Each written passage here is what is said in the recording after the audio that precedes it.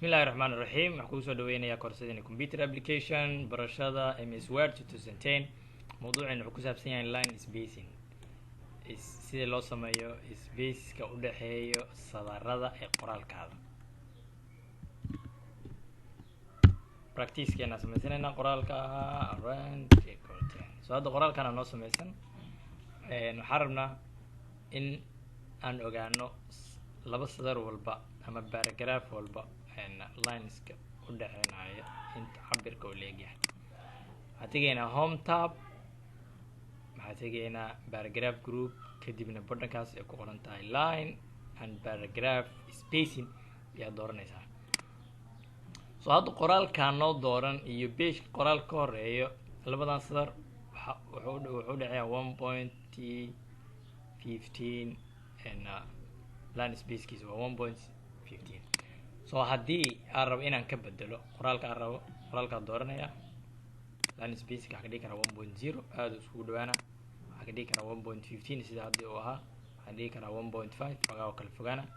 waxaa ka dhigi karaa 2.5 zaaid oo kala fogaana oo aad dareemin kartaa isbedelka sameysmaayo waxaa ka dhigi karaa 3.0 zaaid iyo kala fogaana soo kan ugu wanaagsan oo la isticmaalo waa 1.5 so inta badan meelaha qaarna laga yaabaa in lagu xujeeyo 1.15 ilaa isticmaasha 1.5 soo kale line spacing waxaa kaloo jiri karo paragraph spacing oo aan u isticmaali karno labadan paragraph spaceka u dhaxeynaya kale isla asigii labadan paragraph oo kala dooranayna mid walba paragraphka meesha uu ku dhamaado aan soo dooranayna ilaa paragraphkan kale meesha uu ka bilaabo kadib line spacing ka tagaysaa waxaa aad remove dheena space after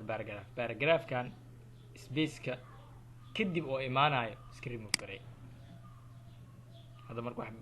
spacingka caadiga ah oo lineka bisa u dhaxeeyo space oo paragraph una soo labada paragraph waxaa fiican in space u dhaxeeyo labada line in space u dhaxeeyo soo qoraalkaada qoraal wanaagsan oo noqdo soo labadan paragraph hadda marka ma loo maleynayo hadda kan inuu paragraph yahay si loogu maleeyo paragraph waa in aan doorana paragraphkan bilowgiisa ama